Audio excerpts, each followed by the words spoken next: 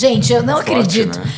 Essa luz tá fazendo com que o Thunderbird seja o Thunderbird da televisão. Então, se vocês me virem confundindo as coisas, eu estou confundindo as coisas. Luiz Thunderbird, meus queridos amiguinhos, Luiz Thunderbird está aqui.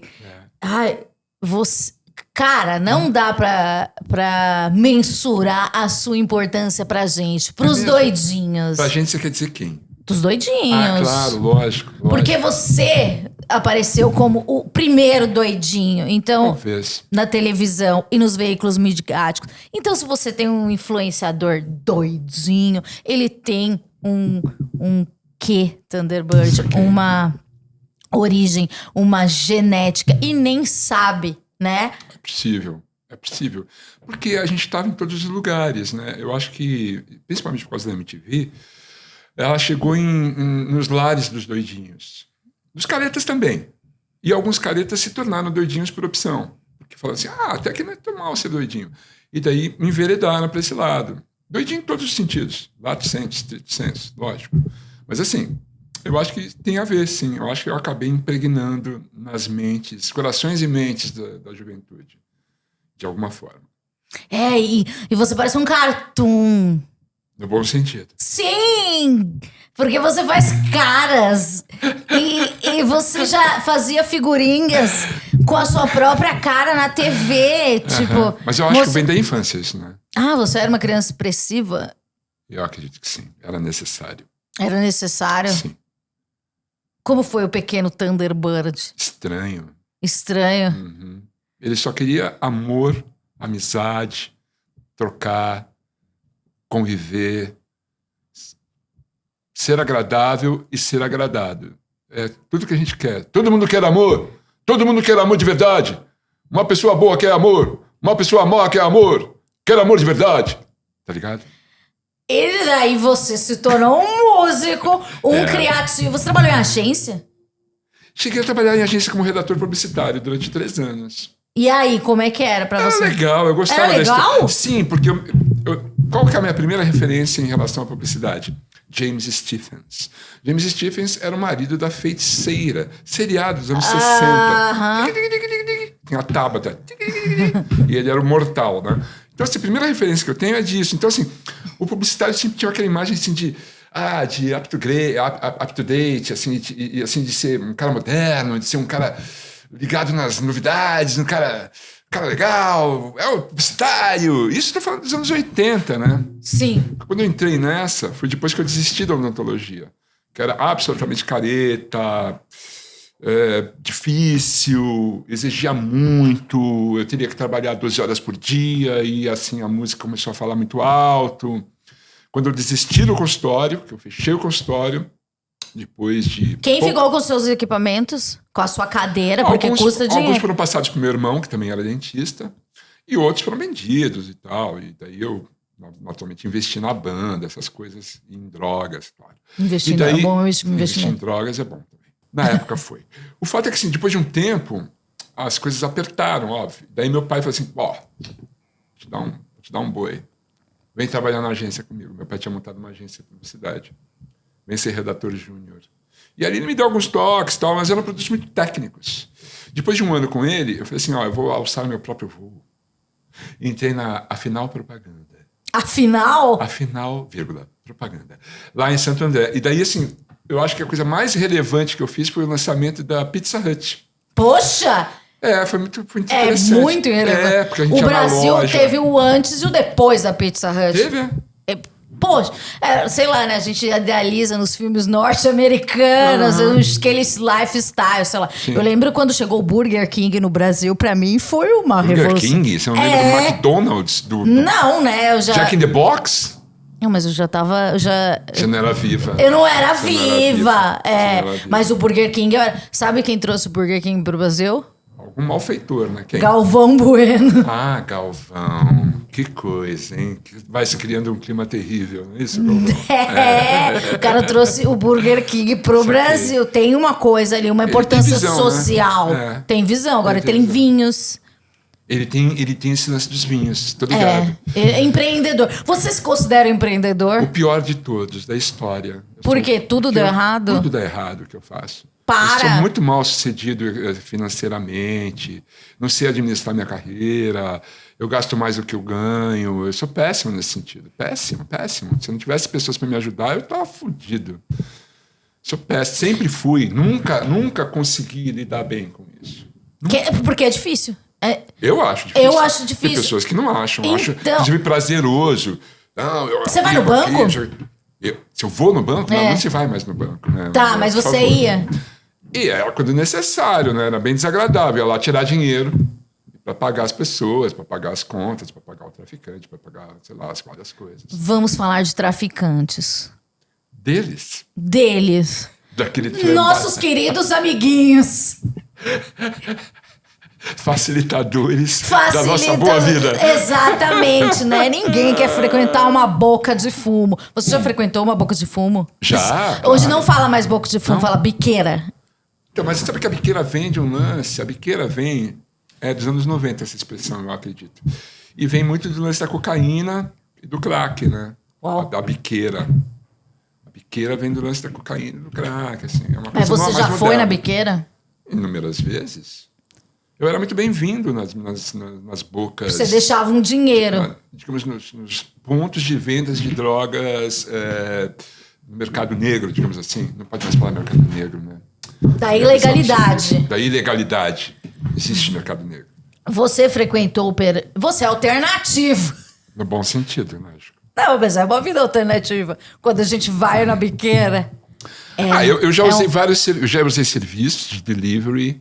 Já usei serviços de amigos e já usei a minha própria iniciativa de ir a um lugar para conseguir as drogas. Assim, em alguns momentos, na maioria das vezes, depois que me tornei uma pessoa conhecida, era muito bem tratado. Assim, era uma pessoa, as pessoas gostavam de mim. Vamos fingir que a gente está no programa do Ratinho, alguma coisa assim. Alguma coisa bem sensacionalista.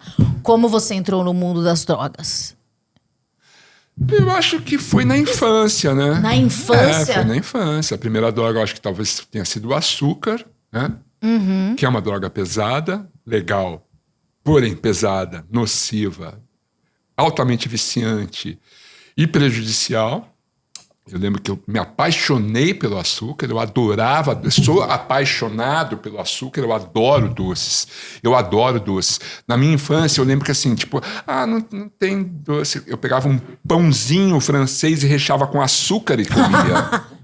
Eu adoro o açúcar. Aí, União, poxa. E seus efeitos, os efeitos do açúcar. Eu sou movido a açúcar. Tem pessoas que não.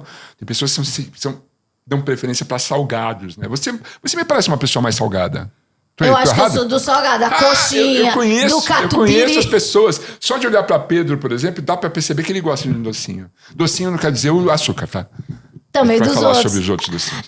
E daí você foi uma criança adocicada. A partir do açúcar. Eu lembro que tinha um rito de passagem. Isso é uma coisa geracional, tá? Não sei se ainda é assim. Mas na minha época era assim, ó. Tá ficando mocinho. Tá na hora de fumar um cigarrinho. Sacou? Sim. E daí, a segunda droga talvez tenha sido o cigarrinho. E o cigarrinho chegou forte e muito sedutor. Porque o cigarro é sedutor. A imagem do cigarro é sedutora. A droga cigarro é uma delícia. Se você fuma, você sabe que é uma delícia fumar. É prazeroso. Esteticamente é lindo. Eu sempre achei bonito os caras que fumavam. Na contraluz. Romântico. Saca? É bonito, fumar é bonito. Se a gente estivesse fumando aqui, ia ser lindo com essa luz, foda. Sim. Né? É um flerte mesmo, o cigarro é um flerte, entendeu? E assim, eu lembro que eu comecei a fumar porque eu fiquei apaixonado por uma garota, né? O nome dela era Martinha. E ela era tão linda. Ela era linda, ela parecia a Rita Lee. Isso foi no colégio, assim, foi a minha primeira grande paixão. E daí Martinha fumava. E Martinha, vez por outra, excedia um pouco no comportamento e o professor mandava ela embora da sala de aula para ficar fora da sala naquela aula. E eu percebi esse padrão. Eu falei, puta, eu trouxe uns discos para emprestar para Martina, porque ela gostava de rock progressivo e eu também, eu tinha muitos discos. Eu emprestava uns discos para ela. Ouve esse Renascença que você vai curtir. Ela assim, ai, obrigado, Luiz. E daí, assim, daí chegou um momento que ela falou assim, professor, vai tomar no cu. E assim, pra fora. E por isso você se apaixonou, Daí né? eu cheguei na Martinha e falei assim, e ela tava fumando cigarrinho. Eu falei assim, tem um cigarro? Ela assim, mas você fuma? Eu falei assim, claro, lógico. Ela assim, tá, você não fuma, eu vou te ensinar. E Martinha foi linda nesse momento. Foi sedutora, carinhosa, paciente e muito conhecimento de causa mesmo. Ela me ensinou a fumar. Ela fumava, não era cenográfico, a fumada não, cigarro, da. Ela fumava. Cigarro. Era cigarro. Tragava pro pulmão. E daí eu me apaixonei pelo cigarro. Foi maravilhoso. Desencanou de Martinha. Não, Martinha ainda é uma obsessão pra mim. Até hoje eu penso em Martinha e falo, nossa, aquela Você procura garota... Martinha nas redes sociais? Eu já procurei, não achei. Mas não achei. Mas Martinha é aquela pessoa assim, eu fui no show do Genesis, em 1977, no ginásio de Ibirapuera. Eu tava no show do Genesis, meu irmão me levou. Eu falei, valeu, Nato. Eu tava lá, show do Genesis, eu tinha 15 anos. E daí, assim, eu vi a Cris, que era a melhor amiga da Martinha. Eu falei, oi, Cris, tudo bem? Ela assim, você tá aqui no show do Genesis? Eu falei, lógico e tal. Assim, e ela assim, que legal. Eu falei, e a Martinha? Ela assim, ela tá aqui. Eu falei, ela tá aqui? Sabe aquela cena de tudo que você queria saber sobre sexo, tinha vergonha de perguntar, do Woody Allen, que tem a cena da Daisy, a ovelha, que o cara fala assim, que ele é um terapeuta e vai cuidar da ovelha, porque ele se apaixona por ela. Eu fiz a mesma coisa. Ela está aqui? Ela tá aqui? Onde ela tá? Onde ela tá? E daí, assim, ela tá lá do outro lado, assim, do outro lado? No dia seguinte eu falei, Martinha, eu estava no show do Gênesis. Ela assim, eu também, eu sei disso. Mas nunca rolou nada, foi uma paixão platônica. A segunda droga foi o álcool, porque um amigo nosso do colégio também, ele se casou aos 16 anos de idade, bicho. Pobre Leonel. Se casou aos 16 anos de idade. E você foi apresentado? Daí assim, vamos fazer uma despedida de solteiro. Ele era o mais velho da classe, eu devia ter uns 14, 15 anos. Fomos num barzinho ali no prédio da Jovem Pan, não tem o Gemini, o cinema Gemini? Ali tinha aqueles barzinhos, foi naquele barzinho que eu tomei a primeira caipirinha de vodka. E foi horrível. Bateu mal. Não foi como o Martinha, como cigarro. Não, o cigarro foi uma paixão. A caipirinha de vodka... Falei, nossa, não é legal esse negócio, fiquei meio tonto. Aí peguei o ônibus lá da Paulista até São Bernardo do Campo, 1h30 para chegar nesse carro. Foi horrível. Não curti o álcool. Não foi legal. Entendeu? Não foi bacana. Em que momento ele se torna bacana? Não, ele nunca se tornou bacana. Você não curtiu? Não gosto de álcool. Eu, assim, raramente, muito raramente, eu tomo um esquinho. Eu posso usar esse diminutivo e normatizar, assim, sabe? Porque, para mim, o álcool não é um problema. Eu sou um dependente químico, eu sei disso, mas o álcool nunca foi um problema para mim. Não sou daqueles que ficam tomando uma cerveja e outra. Que então... vai no bar e fala... Não! Vamos tomar uma cerveja? Cerveja nunca é uma cerveja, é um balde. No mínimo. Às vezes me vi obrigado a tomar um copo de cerveja para socializar. Tipo, vai tomar essa porcaria dessa cerveja. Eu não sou um cara do álcool, não gosto. O álcool nunca foi minha droga, nunca foi. Louco isso, né? Louco isso. Porque assim, algumas pessoas desenvolvem o alcoolismo durante mesmo nessa fase, né? Porque são inseguras e tal, e daí o álcool se expande, te deixa mais tranquilo, você vai dizer, isso é legal. Comigo não foi assim. Eu não curti o álcool. Louco, né? Eu sempre fui careta. Eu só fui entender o que era uma droga ilícita, eu já estava na faculdade. Mas entender em que sentido? Provar? E sacar. E quem te apresentou? O fruto proibido. Saca?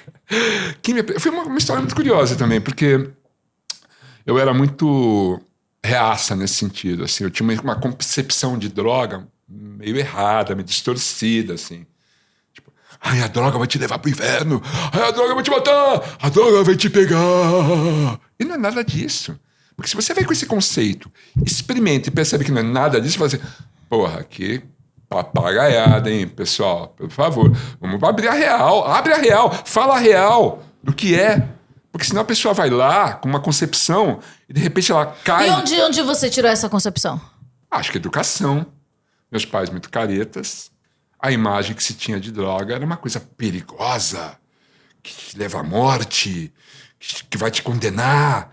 Em 6 meses você vai estar na cadeia, em 1 ano você está morto. E não é bem assim, né? Não é, amigo. Então, assim, não vai com esse conceito, porque não é isso. Se você for colocar isso para alguém, você vai estar enganando essa pessoa. E aí pode ser muito pior. Porque quando eu experimentei a cannabis, foi a primeira droga lista, eu fui para falar com um amigo meu que eu falei, nossa, ele tá usando droga. Meu Deus, ele é um drogado. Eu vou lá falar com ele, deixa comigo. Vou tirar ele. Eu vou tirar ele dessa. Cheguei pro cara e falei, Dessa. velho, eu soube que você está fumando maconha. Ele assim, tô. Velho, você não sabe o mal que te provoca, você é louco, cara. É a porta de entrada para todas as drogas. Você vai se fuder com maconha. Ele assim, não, cara, não, na verdade não é nada disso. Você já experimentou? Eu falei assim, claro que não. Assim, então, por que você não experimenta de falar? Eu falei, eu vou te provar o quanto isso é ruim. Enrola um negócio aí. Fez um lindo exemplar. Não era uma tora, mas era um belo baseado com bom fumo. E eu lembro que a gente estava dentro do Fusca, emprestado da minha mãe. E a gente acendeu o negócio. E daí aquela coisa, né? Na carioca. Pá, pá, pá, pá. Eu, ele, a namorada dele. Pá, pá, pá, pá. E eu fui fumando, vidros fechados. De repente eu falei assim... Bateu. Eu falei, nossa, velho... Que eu perdi? É interessante esse negócio. Daí, assim, fez muito sentido. Boa parte da música que eu ouvia... Sim. Teve um outro sentido pra mim. Você ainda tava no mundinho psicodélico. Eu adoro as músicas psicodélicas, sempre adorei. Então, assim, ouvir os primeiros discos do Pink Floyd fez muito mais sentido. Ouvir os discos do King Crimson fez muito mais sentido pra mim. Eu entendi as capas. E daí eu comecei... Porque você... Né, é assim, é isso. A cannabis expande a sua mente e você começa a entender as coisas de uma outra forma. E foi um namoro lindo. A gente se apaixonou. Você era um maconheiro. Eu virei um maconhólatra. Que idolatrava a cannabis. E foi assim durante muito tempo. Foi uma relação. A gente se apaixonou. Eu pedi a mão dela. Ela topou. Eu dava de presente de aniversário de namoro pra ela. Eu comprava presente no dia dos namorados. Foi um namoro lindo e que durou assim, tipo pelo menos uns 2 ou 3 anos até a primeira crise conjugal. Que veio com a famosa paranoia. Eu falei, ei, você não é tão legal assim, hein, garota? Ei, garota, você não é tão legal. E daí comecei a ter problemas com ela, entendeu? Porque chegou um momento em que a cannabis, em vez de me deixar... me deixava... por que tá tudo tão azul? Por que tá todo mundo olhando pra mim? Será que sou eu? Hein? O que eu fiz de errado? Sabe assim, paranoia mesmo. E daí começou a ser problemático. Mas daí você parou? Parei. Voltou a ser careta. Não, careta a gente nunca volta a ser careta. Não volta. Abriu um negócio, o portal abre... Você passa a viver, chegar à vida de outra forma. Óbvio, lógico. E assim, quando uma relação se esgota e você está disposto a ir em frente, sempre aparece um novo alguém, não é isso? Não foi assim com você? Foi. E daí esse novo alguém foi apresentado como uma possibilidade de quê? Cara, você não sabe o que você está perdendo. Olha, isso aqui é maravilhoso. Era raro na época. Era raro. Eu conhecia ninguém que cheirasse cocaína. Mas será que as pessoas não falavam? Eu acho que era muito petit comité. Uhum. Era difícil de conseguir cocaína. Eu tô falando de 1982, 3. Eu não era nascida. Então, mas não era falado assim... deu um teco. Não existia isso. Era uma coisa meio tipo assim... a galera não ia pro banheiro. Era um círculo fechado. Devia ir, mas não me falavam, né? Então, assim, era um círculo meio fechado. Até que uma pessoa falou assim... vem pra cá! Vem pra gente! Botou na banca, assim. Daí eu falei assim... deixa eu experimentar esse negócio aí, bicho. Eu achava interessante. E foi... Uau! Que lindo! Eu me apaixonei, assim. Foi lindo. Foi lindo, a cocaína foi Mas a maravilhosa. cannabis, teoricamente, ela vai pra um lugar e a cocaína vai pra outro. Não é perfeito? Ela tá me dando o que a outra me negava. Ela é perfeita, você não é de nada, você é legal, vem comigo. Fica comigo, deixa eu te provar que eu posso ser seu novo namorado. Sabe aquela música? Então, foi isso. E foi um namoro intenso. Era difícil de conseguir, era caro, era difícil de conseguir. Então, assim, não foi tão fácil fazer o uso constante. Era muito caro, muito caro. E era muito difícil de conseguir. Não era em qualquer lugar que tinha. Até descobrir um lugar que vendesse, demorou tipo um ano, assim. Mas eram coisas esporádicas, não era um hábito. Não era um hábito. Mas eram muito aguardadas, um novo encontro. Tipo assim, ela está aí? E assim, foi... Por falta de acesso, foi difícil de encontrar. E daí vieram outras pesquisas, né? Daí pesquisas, porque eu sou um cara muito curioso. Então, outras drogas, tipo... Provei xaropes, provei comprimidos, provei outras coisas que faziam outros efeitos, mas eram interessantes também. Então, assim, daí vieram as anfetaminas, né? As anfetaminas são maravilhosas, né? E elas vinham em formas de inibidores de apetite. Teve uma moda, né? Uau! Nos anos 80... Todo mundo era macro. Eram chamados de queijinhos. Queijinhos? Porque era um comprimido meio amarelinho, assim, que parecia um queijinho de Minas, assim. A gente chamava de queijinho. E aí foi uma grande febre. Assim, era difícil de ter acesso também, porque precisava de receita azul, né? Aham. E daí o grande desafio, a grande aventura, Amanda, era descolar uma receita azul para comprar, tipo, 3 caixas. Isso, 3 caixas dava uma festa? Não. Era uma puta festa, né, bicho? Se você tomasse 2 daqueles, tomasse uma cerveja, você tava legal. Claro que o loucão aqui ia muito além disso, né? Eu ficava 3 dias acordado e tal. E era uma droga que era interessante, porque como ela tinha a anfetamina e tinha também um diazepínico. Não. Era um sobe e desce. Porque se você tomasse só a anfetamina, você fica muito... Então Treme, tomava o né? diazepínico para você ficar... Ficar quietinho no lugar, entendeu? Agora, se você misturasse isso com álcool, o efeito era soberbo. Daí, sabe o que eu conseguia fazer? O quê? Fumar maconha. Que me dava paranoia. Ai, mas que belo circuito, Então, né? Um formou triatleta. Um lindo triatleta. Exatamente. Eu virei um Iron Man mesmo. Então, assim, era esses 3 pilares da soberba alucinação, que eram anfetamina com diazepínicos, o álcool e a cannabis. Quando tinha, era uma festa. E era assim, tipo... E nos dias que não Vamos. tinha, como era a sua vida? Desinteressante? Não, essa altura, assim, isso já tinha se passado há alguns anos, né? Isso já era na segunda metade dos anos 80, eu já estava desencantado da odontologia, eu já tinha montado minha banda de rock, e o rock tinha essa imagem, né? Assim, pô, roqueiro, você tem que ser doidão, bicho. Roqueiro careta. Por favor, né? Não, né? Você era aqueles caras que faziam a gente usar droga, tipo aquele amigo, vamos lá, gente, é um mó barato. Não sei se era isso. É que você não precisava fazer isso, Amanda. Todo mundo queria. Todo mundo queria. Quem não quisesse falava assim, respeito, fica aí na sua, então. Mas eu vou. Entendeu? Então, assim... E as anfetaminas, elas eram mais fáceis de conseguir, às vezes, do que a cocaína. Eram mais baratas também. A cocaína era coisa de rico, Amanda. Era muito cara. Eu só fui entrar mesmo na cocaína mesmo nos anos 90, quando eu já estava na TV, e daí tinha salário grande, que eu podia bancar a parada. Até então era uma coisa esporádica, era difícil de conseguir, era caro, era complicado, entendeu? Não, mas eu já era notava um padrão de abuso. de adicção mesmo. A palavra é adicção.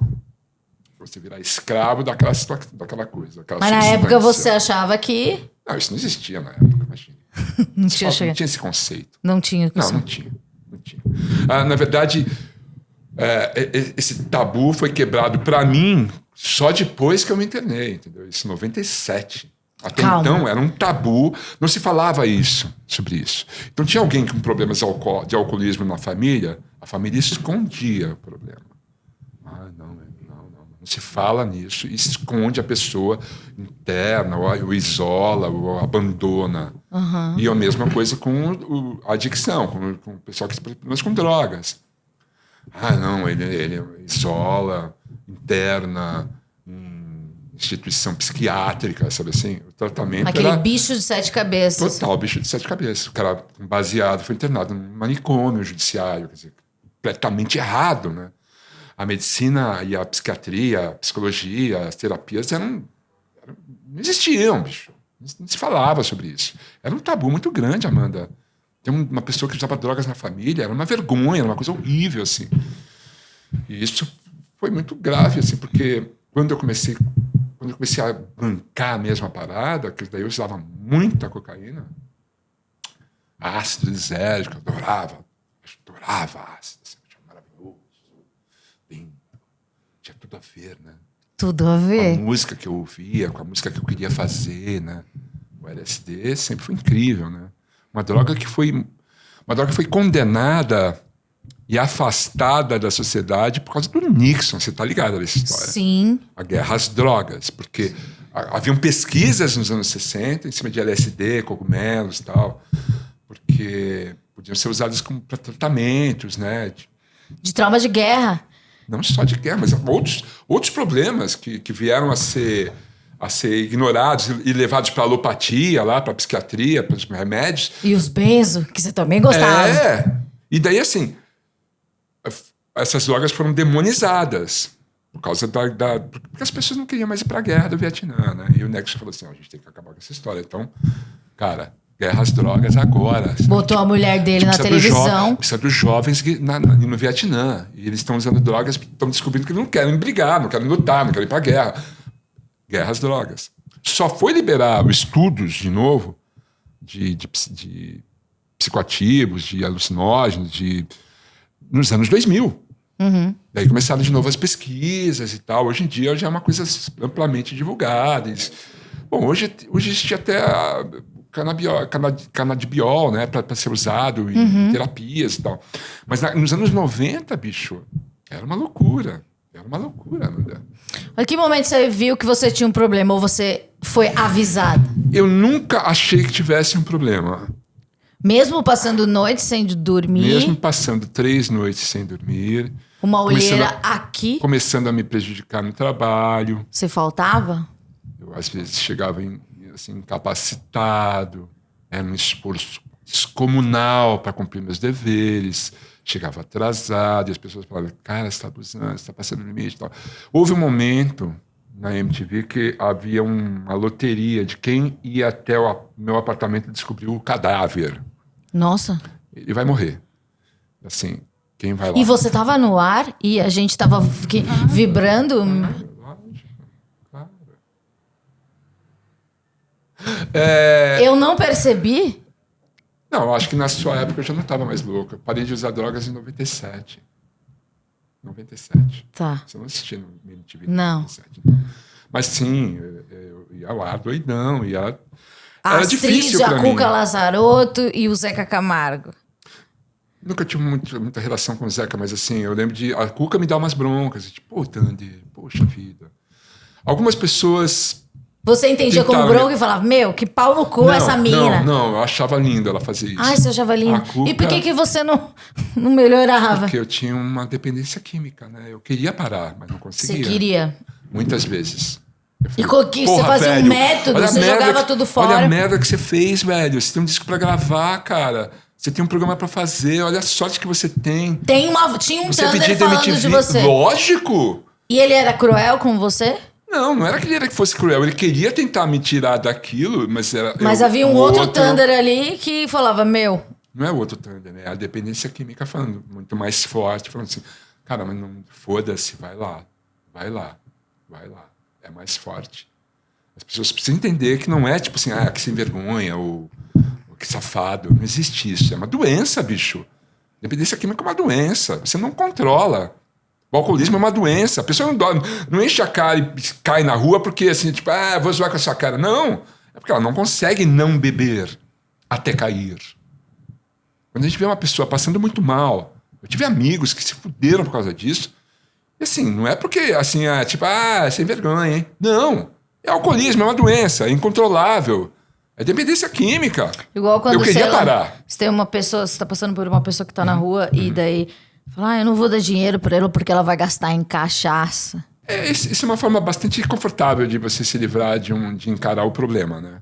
Mas assim, também é difícil de lidar, porque você vai pegar a pessoa, botar no seu carro, sei lá, e levar ela para uma instituição, e se ela não quiser ir? Porque não adianta internar Quantas uma pessoa. vezes tentaram te levar para uma instituição? Seriamente, uma vez. Uma vez, um grande amigo chegou para mim e falou assim, Thunder, ele tinha uma voz grave assim, Thunder, você tá fudido. E eu vou te ajudar. Falei, imagina, cara, não tô fudido nada, eu tô bem, assim. Thunder, você tá se fudendo. Você precisa se internar. Falei, nem fudendo, você é louco, manicômio? Ele disse, não, Thunder, uma puta clínica, eu te escolo, eu pago pra você. Falei, não tô precisando não. Tudo bem, tudo bem. Você ficou envergonhado, você acha? Não, eu falei, mas cara, tá louco, você acha que eu vou me internar no manicômio? A visão que eu tinha de uma internação era bicho de 7 cabeças. Eu vou me internar no Charcot? Como assim? Você é louco? Não, eu usava todas as desculpas possíveis. Eu não queria encarar o problema.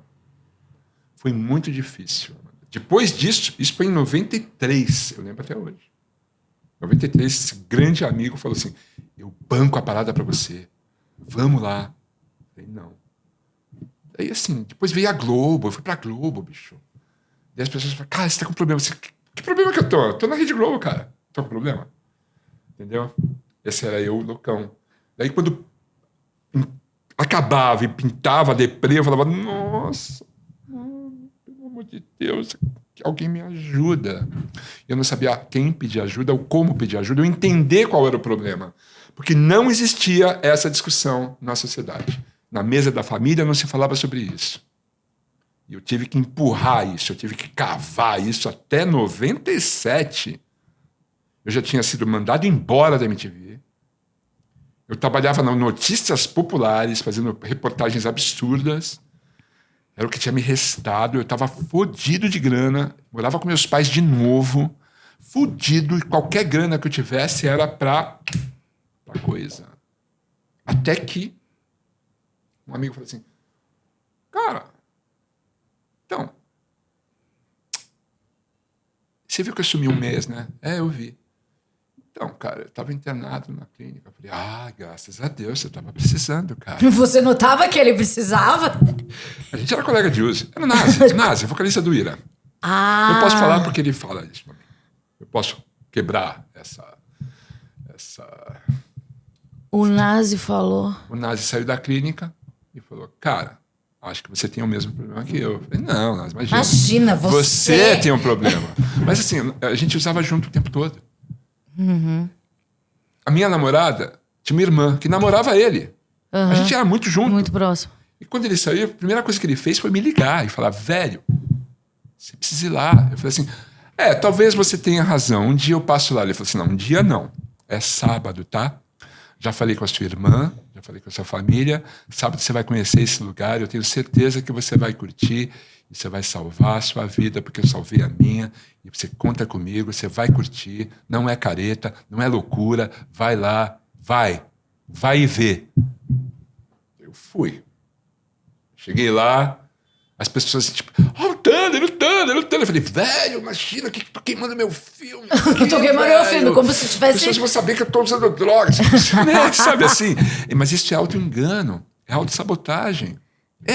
Você vai conseguir qualquer argumento porque você tem medo de parar. Porque você não consegue conceber a vida sem as drogas. Entendeu? 2 dias depois, eu tava...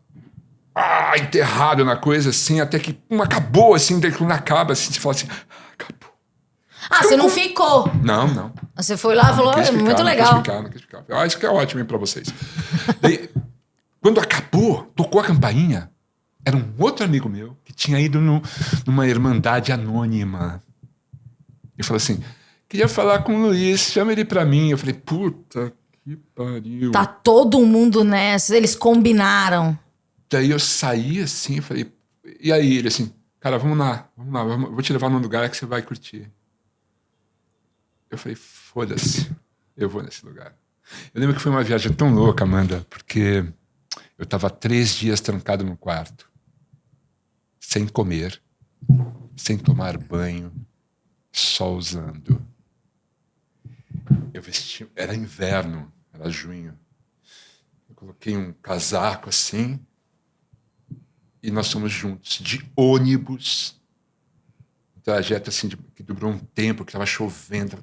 E eu dentro do ônibus, lotado, fantasiado de Thunderbird. As pessoas olhavam assim, eu lembro das coxinhas. Tipo, será que aquele cara... Acho que não, né? Imagina. Imagina, tá de ônibus. Não, mas esse cara, não é ele, não, imagina, não é ele. Eu falei, puta, que merda. E daí eu ingressei nessa Irmandade e eu falei, que truque. Minha mãe armou tudo isso. Isso aqui é um teatro. Essas pessoas falando que estão limpas, que enganar, que ridículos. Como eles são ridículos, infantiloides. Eu vou voltar aqui amanhã e vou desmascarar todo mundo. Ah, não é porque você gostou, você tinha uma missão. Eu vou desmascarar vocês, seus filhos da puta. Fui pra casa, tomei um banhão, acordei. Se eu vou chegar lá, eu vou mostrar pra eles que isso é uma mentira. Quando eu cheguei no dia seguinte, eu disse, eu tô limpa, tô limpa. Eu falei assim, eu sou Luiz e eu tô limpa um dia. Como é que chama essa Irmandade?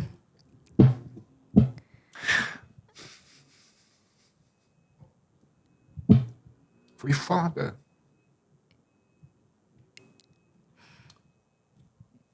Eu achei que não era possível. Porque você se ouviu.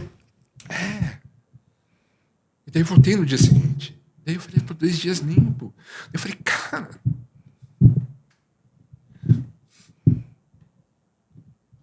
Foi foda. Eu acho que foi no 4º dia que me bateu uma vontade de usar. E eu fiquei desesperado.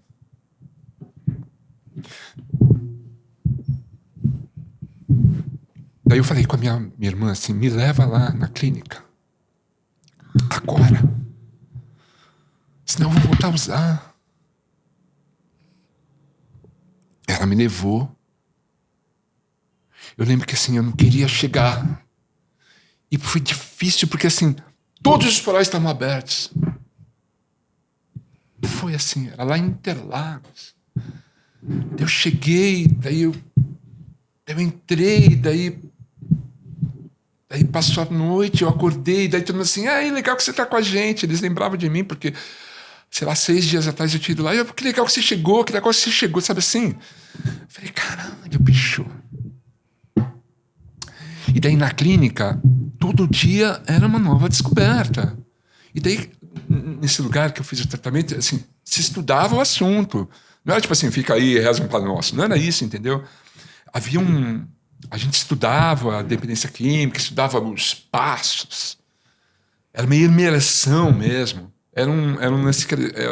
Sabe aquele filme 28 Dias, com a Sandra Bullock? Que ela passa por uma internação. Era o mesmo sistema, de 28 dias. E daí eu assim, a cada semana eu percebia que eu estava mais um tempo limpo. E daí assim, eu comecei a valorizar isso. E daí eu falei, velho, que lindo isso. Foi bonito, sabe? Foi legal. Eu comecei a valorizar o fato de que eu não estava mais me fodendo na vida. E que era possível não usar. Porque era inconcebível para mim não usar. Eu percebi que não, isso era uma mentira, uma falácia que eu mesmo tinha inventado para mim. Que a grande arapuca é essa do dependente. Ele acha que não existe vida após as drogas, ou após o cigarro. Sabe o que é um diabético não conseguir parar de usar açúcar? Ele vai perder um braço. Ele vai morrer. Sabe o que é para uma pessoa que tem enfisema pulmonar continuar fumando? Ou ter um câncer de garganta e fumar por aqui? É isso, sim. Entendeu? Depois de 28 dias... Eles falaram assim, você não está pronto. Você vai ficar mais uma semana. Foi difícil, porque era caro. Era caro, eu estava falido, Amanda. Eu estava falido. Eu pedi um empréstimo no Banespa para pagar a internação. E era o dinheiro contadinho de 28 dias. Eu tive que pedir um outro empréstimo. Eu não, né? Meus pais. Pediram um outro empréstimo para prolongar uma semana a mais. E eu fiquei mais uma semana. E quando eu saí de lá, eles falaram assim, você vai todo dia nas reuniões de anônimos. E uma vez por semana você volta aqui para encontrar o pessoal que saiu daqui, que é o pós-tratamento. E eu fiz tudo o que eles pediram para eu fazer. Eu fiz tudo. Você vai todo dia você vai na reunião. Fui. Você não vai mais encontrar as pessoas que usavam drogas com você. Tá bom. Como que é cortar o laço com as pessoas? Dificílimo, porque as pessoas não sabiam que eu tinha me internado. E era legal ser meu amigo, porque pô, eu bancava muita parada. Então, assim, a primeira providência que eu tomei, e assim, não sei se foi um erro, se foi um acerto, mas eu achava isso necessário, é colocar publicamente que eu tinha parado. Não é recomendado isso, tá? Não é recomendado? Não, porque você cria uma expectativa nas pessoas. E as pessoas, primeiro elas vão falar assim, então é verdade que você usava drogas. Você é drogado. Pum. Casa grande. Se fode até hoje porque admitiu que usava drogas, as pessoas ficam enchendo o saco dele. Porque você tem que manter seu anonimato para te preservar. Mas eu achava que eu tinha que deixar isso muito claro para todo mundo. Primeiro que eu podia passar para as pessoas a ideia de que, cara, dá para parar. E se eu parei, você pode. Eu tinha essa missão. Era uma missão para mim. Uhum. Mas também tinha muito de me proteger, de falar assim, ei, amigos traficas, aqui acabou. Ei, sanguessugas, tchau, nem me procurem. Eu sou careta, não vou mais usar droga, entendeu? Então, muitas amizades se distanciaram de mim. Algumas pessoas falaram assim, cara, que legal que você parou, bicho. Porque eu me afastei de você porque eu não aguentava mais te ver daquele jeito. Os devotos pararam, os dois caras que estavam comigo, os devotos, eles falaram assim, não vai mais tocar com você, cara, eu não consigo ver você desse jeito mais. Então, mas algumas pessoas ficaram felizes que eu tinha parado. Outras nem tanto. Outras não acreditaram que eu tinha parado. E para provar que eu tinha parado, demorou um tempo para eles sacarem, acreditarem. Realmente ele parou, né, bicho? Nossa, ele parou de fumar cigarro, bicho. Nossa, ele começou a correr. Ele está correndo. Ele correu uma maratona. Ele parou mesmo. Então, assim, foi uma luta difícil, e difícil, depois que você para, é continuar sem usar, né, bicho? Porque as tentações estão ali. E aí os grupos anônimos me ajudaram pra cacete. As novas amizades em recuperação me ajudaram pra cacete. Minha família me ajudou pra caralho. E os bons amigos que falaram, graças a Deus, velho. Porque você voltou. Um amigo meu brincou assim, falou, cara, tinha uma época que eu ia na sua casa e os seus amigos eram nomes de estados federativos, tipo, o Paraná, o Ceará, sabe aquela coisa? Porque era um pessoal da pesada que andava comigo, bicho. E daí todo mundo, assim, os amigos mesmo falaram, porra, velho, que do caralho. E daí, assim, a vida foi legal também, porque depois de um mês eu tava falido, lembra? Sim. Eu tinha uma dívida com o Banespa, lembra? Uhum. Depois de um mês eu fui convidado para fazer um programa na Rede Manchete, pagar uma grana e tirar o pé da lama e pagar os empréstimos e retomar. E todo mundo lá sacou e falou assim, não, tudo bem, a gente entendeu, tá, tudo bem. Todo mundo foi legal comigo nesse sentido, entendeu? Você acha que o mundo da televisão, dos veículos midiáticos, eles colaboram? O mundo da música, você acha que colabora pra isso? Ou não? Porque, sei lá, se o cara da biologia, ele também é exposto. Porque eu não conheço a galera da biologia. Então, eu não sei como que é a vida deles. Eu acho que se você desenvolve a dependência química, você vai ter um problema. Se você não desenvolve, você não vai ter. Conheço pessoas que cheiram cocaína toda sexta-feira, às 7 horas da noite, dá seus tequinhos. E tudo bem. Não é que nem eu. Eu ficava todos os dias. Acabava, comprava mais. Tem gente que não é assim. Lembrando do garotinho do açúcar, ele já gostou e da martinha, e da cannabis. Você entende que assim, algumas pessoas têm esse problema, outras não. Uhum. Umas têm esse problema, outras não têm esse problema. A dificuldade... Assim, eu lembro que eu ainda estava internado e alguém chegou para mim assim, sabe aquele cara que estava limpo há um tempão? Eu sou o dono da verdade, eu sei de tudo. Tem gente muito equivocada também nesses grupos, tá? Sim. Não vai pensando que vai chegar lá e as pessoas todas são donas da verdade. Pelo contrário, ninguém é dono da verdade. Aham. Então, assim, eu vi muito assim, tipo assim... você tá ligado que o mundo da televisão acabou pra você, né? Assim, como assim, Falaram velho? isso? Falaram. E assim, esquece esse papo de banda, hein? Já era pra você, tá? Assim, como assim, mano? Eu não vou abrir mão do rock and roll e não sei fazer outra coisa. Não vou voltar a ser dentista. Se eu voltar a ser dentista, talvez eu volte a usar drogas, cara. Não, eu vou continuar perseguindo o que eu gosto de fazer. Mas muita gente falou assim, já era, hein? Mentira. Mentira. Já era voltar Mas a assim, você usar. estava fragilizada, sua autoestima já tava, né? É difícil. De ouvir algumas verdades. Mas você tem o programa te propicia uma série de instrumentos interessantes. Então assim, Você utiliza ainda o programa? Hoje em dia não, mas assim, durante uns 15 anos, muito.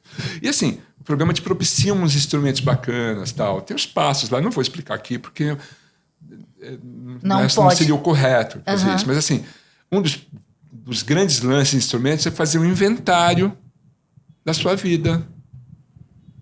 Você vai escrever sua, digamos, biografia. Então daí eu conheci Martinha, e daí eu conheci a cannabis, daí eu me fudi, a cannabis me deu paranoia. Daí eu conheci uma outra droga e tal, e daí me fudi por causa disso, me fudi por causa agora devo não sei quantos pro Banespa. Não, você faz um inventário. É um dos passos. Daí você queima esse inventário. E fala... Rituais.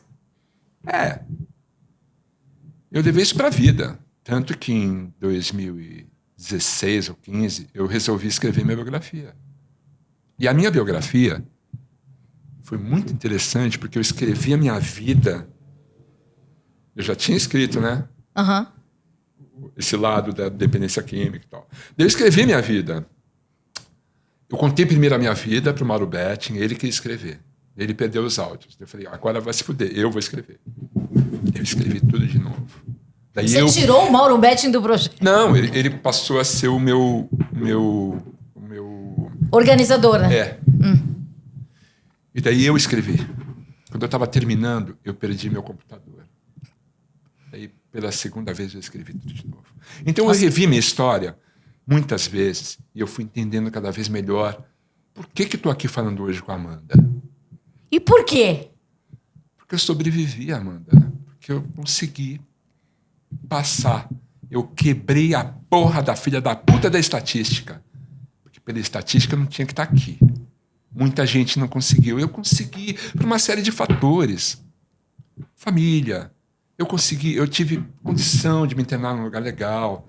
Eu conheci pessoas legais que me ajudaram. Eu tive provas e consegui superar essas provas. Eu tive muita força de vontade. Depois de um ano que eu estava limpo, havia todo um lance, assim, alguns amigos falaram assim, pô, você ainda fuma, né? Assim, para mim não existia vida sem cigarro. Era a mesma coisa. E parar de fumar, Amanda, foi foda. Eu recaí com cigarro 2 vezes. E daí eu falei assim, quer saber, eu vou parar de fumar. Eu não vou mais morrer de overdose, vou morrer de câncer de pulmão ou de enfisema. Não, vou parar a porra do cigarro. E parei. Foi terrível. Terrível. Porque parei seco, assim, sabe? Tipo, parei. Eu passei uma semana perigosamente. Tipo assim, se você olhasse feio pra mim, eu ia pra cima de você, entendeu? Com muita raiva. Eu passei 1 mês sendo agressivo no trânsito. Eu passei 1 ano com muita raiva. Com raiva. Tipo assim. E eu não sabia de onde vinha essa raiva. Era a vontade de fumar um cigarrinho, de dar um teco, de, sabe? É foda. Sim. É se contrariar todo dia, Amanda, todo dia. E o cigarro é uma droga muito filha da puta. Assim, ela pega muito. Realmente, o cigarro é altamente viciante. Daí você fala assim, pô, mas nem dá barato? Tá, sei. Claro que dá. É um barato todo especial que só o fumante conhece. E quando você está fumando, você fala, não dá para parar de fumar, não dá para parar, é muito forte, não dá para parar de fumar. Eu fiquei 10 anos sem fumar, Amanda. 10 anos. E eu consegui a desculpa perfeita para parar de fumar. Meu casamento se desfez. Eu fiquei desiludido. Falei, ela não foi legal comigo, puxa vida. Comecei a fumar charuto, depois eu comecei a tragar o charuto. Eu falei, cara, você tá tragando charuto! Volta a fumar! Daí eu voltei pro Marlborão e fiquei mais, sei lá, 3 anos fumando. Daí me mostraram o lance tem um tratamento para parar de fumar, né? Hoje em dia existe um tratamento, drogas que você usa para te ajudar a controlar essa raiva, esse impulso, essa coisa, né? Daí eu consegui parar. Eu falei, pô, que legal, tal. Daí eu voltei a pedalar e tal, que legal, uhul, Daí assim, depois voltei a fumar de novo. Cigarro é foda, Amanda. Eu parei de fumar a última vez em 2019, 25 de janeiro de 2019. Eu lembro até hoje o dia, eu programei esse dia. Você programou, você fumou todos os cigarros do mundo. Programei, comecei a tomar a tal da medicação lá, que é uma medicação que ajuda nesse caminho, orientado. Você é ansioso? Super, não dá pra ver? Lógico que eu sou. E como você lida com a ansiedade hoje, sem esses subterfúgios? A gente sempre acha um instrumento, esporte, trabalho, música, composição, ensaio. Sempre tem uma válvula de escape boa pra gente. Melhor do que um cigarro. Eu tô há quase 5 anos sem fumar. Eu pedalo pacas. Eu já vi Thunderbird. E ajuda, viu? Um exercício físico ajuda muito a parar E de você fumar. sempre foi do exercício físico? Não, nunca fui. Eu nunca fiz aula de educação física no ginásio, no Nem colégio. eu. Na faculdade. Nunca fiz. Eu sabe quando eu comecei a fazer algum esporte?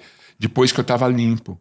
Eu tinha 36 anos de idade. Eu falei, cara, eu era assim, eu me apaixonei pelo tênis. Porque o Guga tinha sido campeão em Roland Garros.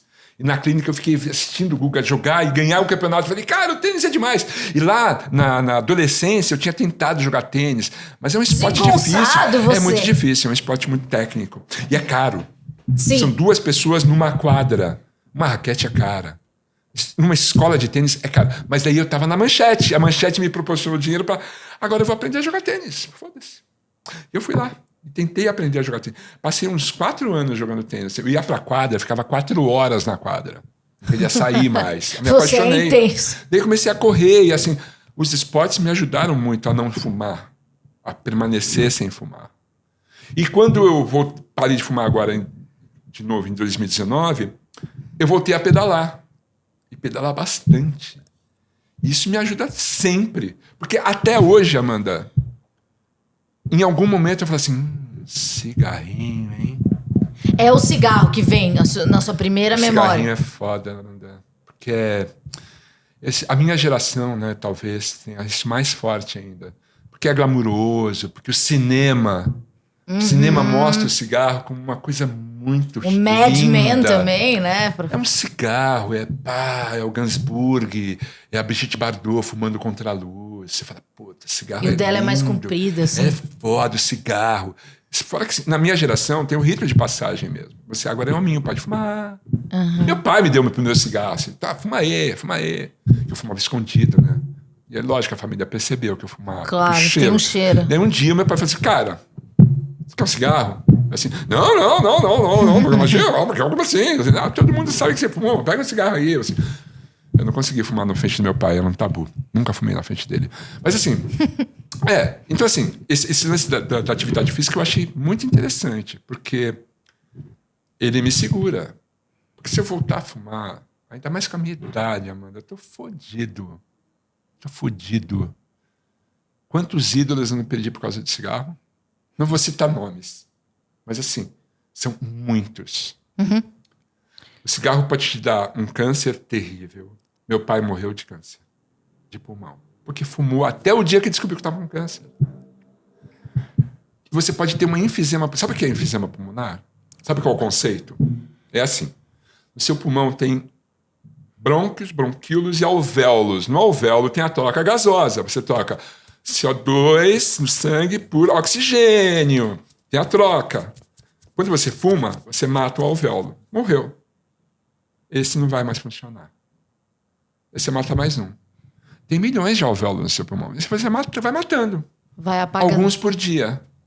E daí você vai ficando sem capacidade de troca gasosa. E aí você respira, mas não tem oxigênio. Eu vi uma pessoa com enfisema lutando na clínica que eu estava, porque não conseguia parar de fumar.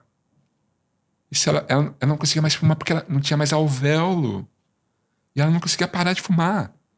E também é mecânico, né? Você se afoga. É que nem se afogar.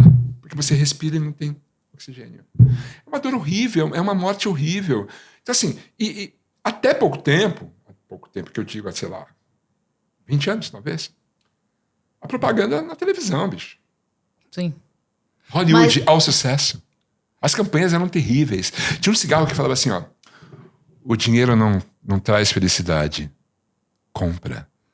E daí pensa... mentira! O dinheiro não move montanhas, compra. Sabe assim? Foda! O cigarro sempre... Você assistiu Mad Men? Sim. A série? Sim. Quantos cigarros por episódio eles acendiam? Não vou saber mesmo. Quantos goles de uísque eles davam por episódio? Sim. Isso era os anos 50 e 60.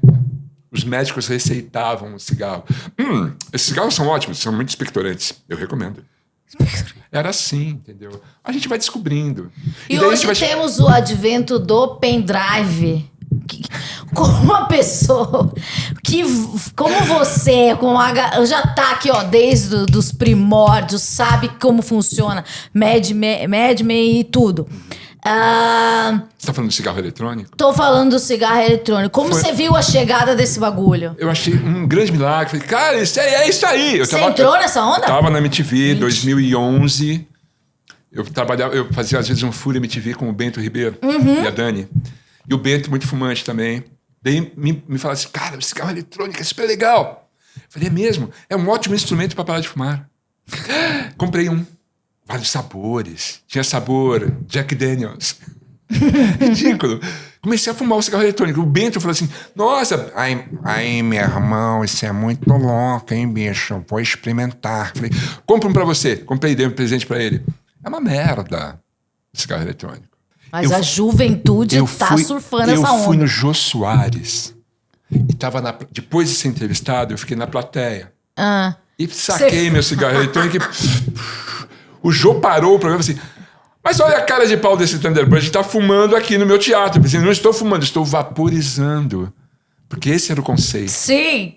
E daí eu expliquei pro Jô o lance do vapor. Você fez uma propaganda. É péssimo, é muito pior, é muito mais prejudicial, né? O cigarro eletrônico é mais prejudicial do que o cigarro. Mas não era essa ideia que se vendia. Então eu fumei no avião o cigarro eletrônico. Cara, é loucura. A indústria tentando te passar a perna de novo. E você caiu péssimo. Nessa. E as novas drogas são, assim, apesar de parecerem assim mais legais, assim, elas também são perigosas. Não, essas novas drogas são assustadoras. Para quem tem dependência química, você pensa assim no êxtase, né? O êxtase é uma droga moderna, né? Sintética e moderna. Eu nunca fui do êxtase, assim. As 2 vezes que eu tomei, parece que não bateu. Eu acho que com certeza bateu. Acho que hoje que estava vencido eu não entendi o barato. Mas assim, nunca gostei.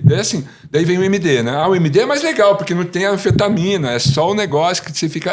que legal. É só o bom. É só a parte boa. Eu lembro que uma vez eu experimentei e assim, eu não saquei. Não bateu. Não bateu? Bateu. E daí eu falei assim... Cara, não bateu esse negócio. Assim, Thunder, como não bateu? Você tá há 6 horas discotecando com um sorriso nos lábios. Claro que bateu, assim, mas eu não senti nada. Eu não curti. Você não curtiu porque você precisa de um voo? Talvez.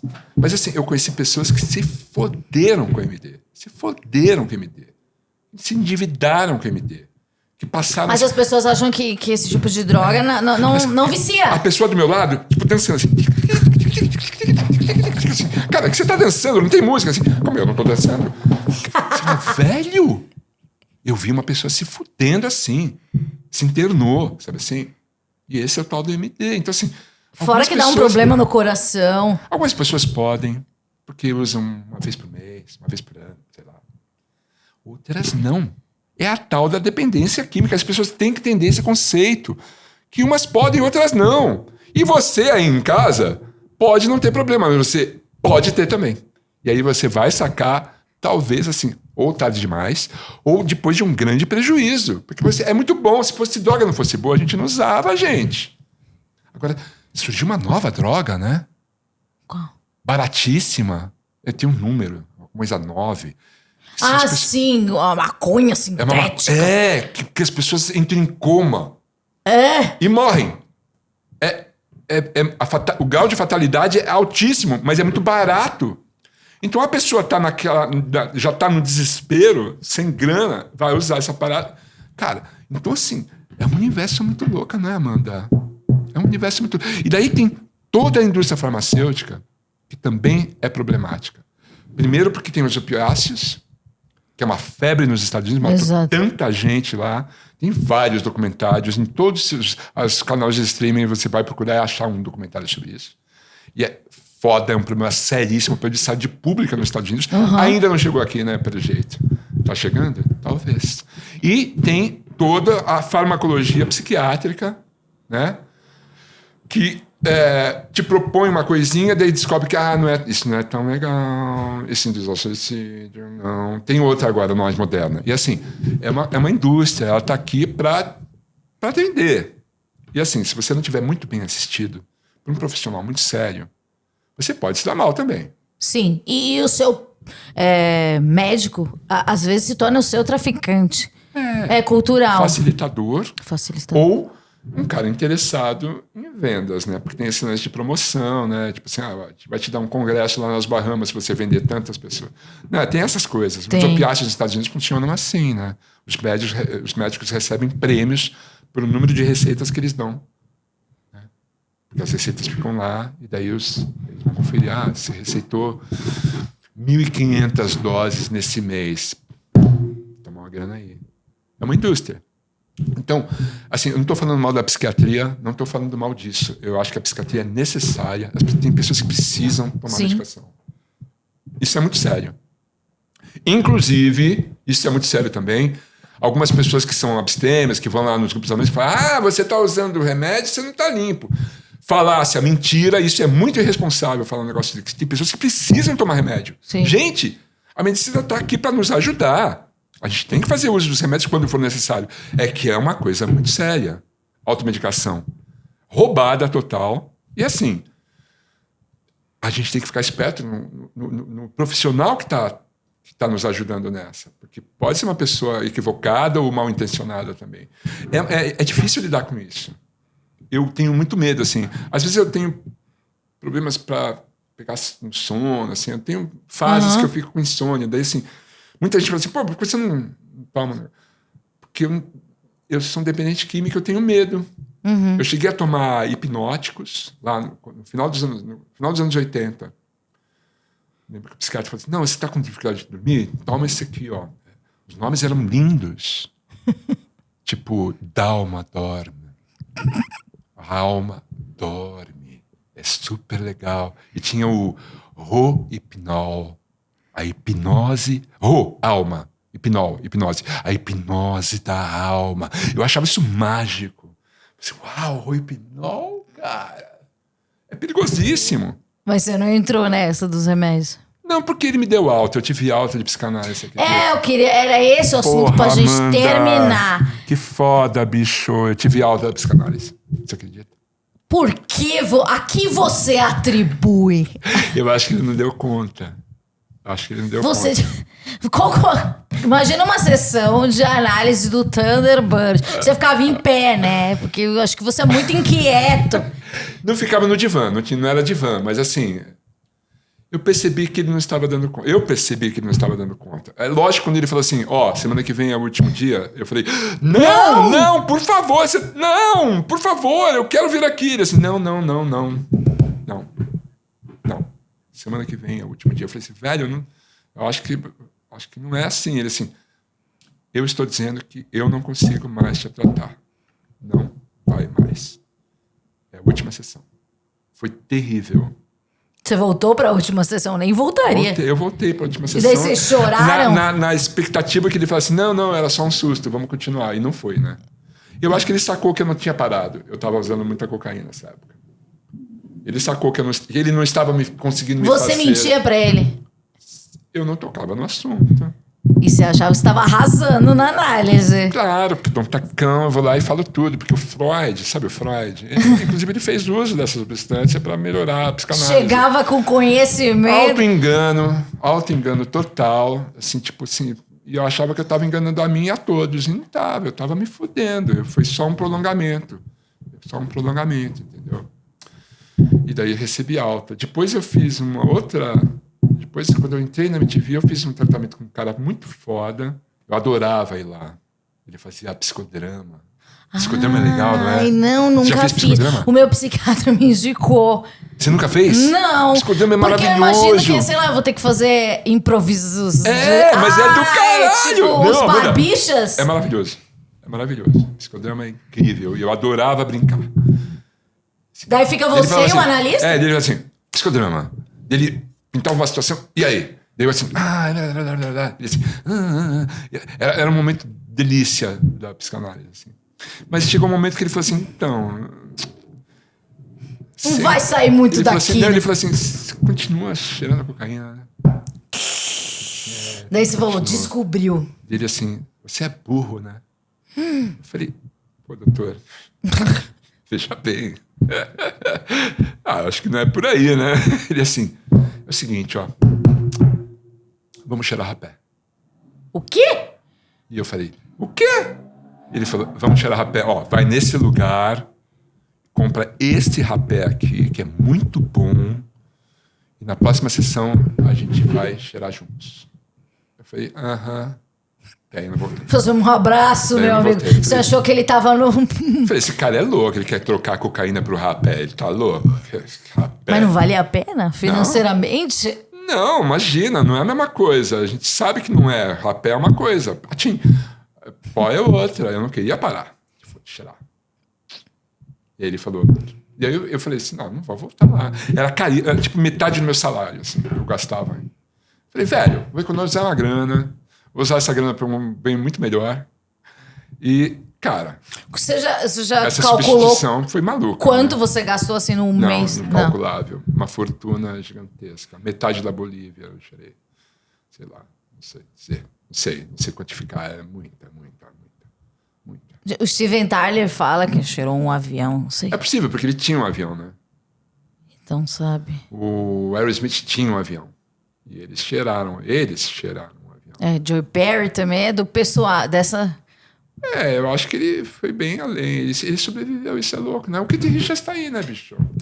Mas, não vai pensando você que você é o Keith Richards, tá? Todas as pessoas que gostam acham que são o Keith Richards bicho. brasileiro. Primeiro, o Keith Richards deve ter uma genética foda, porque ele fuma até hoje. Segundo, o Keith Richards... Ele filtrou o sangue na Jamaica, não tem essa história? Ele usa a melhor droga possível. Ele não usa aquela cocaína que você pega lá na boca lá do Paraná. Não é isso. Tá? Ele usa uma ótima droga. E ele não usa mais. E outra, ele tem um médico que o acompanha em todas as turnês, desde os anos 80. Um cara que vai lá e fala assim, tá, você tá legal, toma esse eletrólito, toma esse negocinho aqui, come isso aqui. Você pensa que é fácil ser Keith Richards? Dá trabalho e custa caro. E fumar ele não conseguiu, né? Eu acho que ele fuma até hoje, né? Não sei. Eu acho que sim. Mas essa imagem do Keith Richards é uma falácia também, porque é um caso. É um cara único, né? Você não consegue pensar em outra pessoa. Eu consigo citar 50 nomes assim, ó, que se fuderam. Recentemente, inclusive, se é que você me entende. Aham. Foda, né? Perder um ídolo. E a gente sabe por quê. Né? Porque não conseguiu. Quando parou, já não dava mais tempo. Então, Você já, em algum momento, você teve medo de não dar tempo? Não, houve um momento, nessa época, que os amigos, o Nazi, falou assim, você tem um problema. Ali, naquele ano, quando eu fui demitido da MTV, final de começo de 97, aqueles 6 meses, eu falei assim, fudeu, foda-se. Kurt Cobain morreu. Jimi Hendrix morreu. Janis Joplin morreu. Até o Jim Morrison morreu. Cara, morrer não é tão ruim assim. Cara, olha o glamour disso. Eu sou um cara do rock, eu não sou. Vai lá, velho. Você vai morrer de qualquer jeito. E vai morrer de overdose. Você vai morrer, cara. Encare os fatos. Tem outra saída? Não tem, né? Então, foda-se. E foram 6 meses nesse sentido. Eu vou morrer. Em algum momento morre. Foda-se, faz parte da vida. Essa é a minha vida. Essa é a minha biografia. Eu vou morrer. Eu estou na estatística, é isso. Não havia a possibilidade de não acontecer isso. Iria acontecer. Todo mundo me falava isso. Eu sabia disso. Eu tinha provas de que ia ser assim. E eu falei, foda-se. Sabe assim? E daí, de repente, pum! Então eu escapei da estatística, entendeu? Muita gente não conseguiu. Das pessoas que estavam internadas comigo, não lembro quantas ficaram limpas. A maioria não deu certo. Entendeu? É difícil, Amanda. Dependência química é difícil. Então, quando você vê uma pessoa, pô, ele teve problema com droga, se internou, tal, pô, tá de novo aí usando. Não é porque ele é sem vergonha, não é porque ele não tem vontade. Não, é uma doença. É difícil. É difícil de lidar. Alguns fatores têm que... Tem uma conjunção de fatores que para te falar, para você ter sucesso. Você ter vontade, ser o momento certo, as pessoas te ajudarem, acreditarem em você, você conseguir um caminho que seja eficiente para chegar lá. Porque tem umas clínicas também que, olha, vou te contar, tem umas clínicas por aí, bicho, que é uma coisa horrível. São pequenas fabriquetas de recaída, entendeu? É um assunto sério e as pessoas descobriram que isso dá uma grana. Então tem que ficar muito atento aonde a gente vai levar a pessoa que a gente ama para se tratar. É muito sério. Eu queria agradecer. Porque, né, no meu Marília Gabriela de mim mesmo. Tem um final. Agora a gente vai fazer o nosso bate-bola, jogo. Rola? Isso é maravilhoso. Mas deixa eu fazer agora. Pensei que ia rolar. Isso. Eu estava pronto para isso. Você trouxe as respostas, você vai colar. É que eu falo sobre isso há muito tempo. Então, assim, eu sei o que as pessoas querem saber. Eu acho que a gente acabou falando sobre os tópicos mais importantes. Eu queria saber de você, né? Poxa, você é um professor e... Cara, muito obrigada pela confiança. Eu não, às vezes eu penso, cara, como é que uma pessoa como ele pode dar o precioso depoimento dele no meu podcast? Então... Isso é legal, Amanda. A gente se conheceu, a gente foi bem apresentado para começar. Sim! A pessoa, eu te via e falava assim, essa menina é louquinha, ela é legal, o que ela tá fazendo naquele lugar? Eu falei assim, vamos fazer um resgate? Eu pensava nisso. Não, calma, você não brinca de Deus, deixa as coisas... De repente, um amigo falou assim, cara, essa pessoa aqui, ó, você podia levar no seu podcast, ela é legal. E a pessoa que falou isso é uma pessoa muito legal. Sim. Eu falei, quer saber? Vamos! E daí você foi lá, no podcast do Thunder, eu falei assim, essa menina é legal. Cara, e o podcast do Thunder vai o Odair José, sabe? E você, como é que você consegue me proporcionar isso? Muito obrigada. E daí eu falei assim, agora eu tenho que ir no podcast dela, porque daí eu fui saber quem era a Amanda. E daí assim, nossa, ela tem uns podcasts muito loucos. Eu quero voltar aqui pra falar de música com você. De música. Aquele lá, sabe, o 20... Você vai ter que reduzir a sua vida em 20 músicas. É um desafio incrível. É um desafio incrível. Eu quero fazer. Pessoas não conseguiram, mandam 26. Eu sempre vou falar que o Miranda sofreu semanas e mandava mensagem. Falei, mas só 20? Só 20. É foda. Mas é um desafio interessante. Eu gosto desses desafios. Então... E o assunto é legal, prazeroso. E esse assunto que a gente tratou aqui hoje, não é que ele seja prazeroso, mas eu acho importante. As pessoas precisam falar sobre isso. Na minha época lá, não podia falar sobre isso.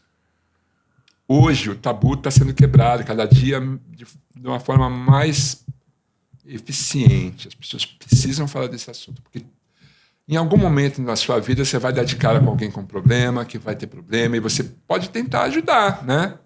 E daí, falar sobre o assunto abertamente, sem preconceito, é o melhor caminho. Então, eu achei que eu queria vir aqui. Por isso que eu pedi para vir aqui. Porque eu pedi para vir aqui. Isso é muito inacreditável. E eu quero dizer que eu aprendi um termo novo esses dias. Não sei se você conhece esse termo, mas uma loucura. Uma pessoa fez uma tese de mestrado fazendo... Uma menina, ela ouviu 1 ano do meu podcast durante a pandemia. E o podcast, o assunto da Globo News. E daí eles traçaram... Essa menina traçou um paralelo sobre as informações. Vinícius tinha um quadro, ele dava dicas sobre OVNIs, coisas psicodélicas. E ela fez um estudo e ela falou assim: Amanda, você sabe o que é educomunicação? Você sabe, Thunderbird? Não sei. Vamos aprender agora. É isso que a gente tá fazendo agora. Que é um negócio teoricamente despretensioso. E você trouxe informação histórica, mesmo não trazendo um livro e falando em 1500 e a droga veio pro Brasil. Você falou do Nixon, você falou da sua vida, você falou do rock dos anos 80. Então, a gente tá fazendo educomunicação. E eu te digo uma coisa, você sempre fez isso porque eu aprendi a minha vida inteira com você, Kid Vinil, Álvaro Pereira Júnior, que foi no seu podcast. Então, são todas essas minhas referências já tô descontrolada, mas são essas pessoas que me fizeram acreditar na comunicação como uma coisa leve e que traz coisas, sabe? É um bom instrumento, né? Então eu falei, a gente tá fazendo educomunicação. Que barato, que legal. Gostei. E é isso, você sempre fez. Muito obrigada. Sigam Thunderbird nas redes sociais e ouçam o podcast do Thunder, tem o meu episódio, mas também tem Álvaro Pereira Júnior, que é também uma lenda. Odair José. Meu Deus, Segunda-feira agora, eu vou fazer um ao vivo. Segunda-feira às 21h30, com a Tulipa Ruiz. Ela é ótima, eu já entrevistei ela, o irmão dela, eles ela são é divertida. ótimos. Sim. Ela é uma figurinha incrível. E assim, eu conheci primeiro o pai dela, o Chagas, que tocava com o Itamar Assunção. E daí eu falei assim, Chagas, vem você também, traz o Luiz e o Gustavo, e daí vamos 3 lá. Ai, a família, meu, você é o mais. Você é o mais. Então, conheça o podcast do Thunder e venha estudar com a gente. Tchau, pessoal. Obrigado, Amanda. Um beijo e paz nos estádios, né? Que a gente precisa. Paz nos estádios e amor no coração. O amor no coração está de volta. Tá vindo com tudo. Aliás, o dia de hoje, não importa se esse programa vai ao ar hoje ou não, o dia de hoje, a gente pode falar que foi um dia muito interessante, né? Foi um dia muito interessante e inelegível. Só vocês. Beijo.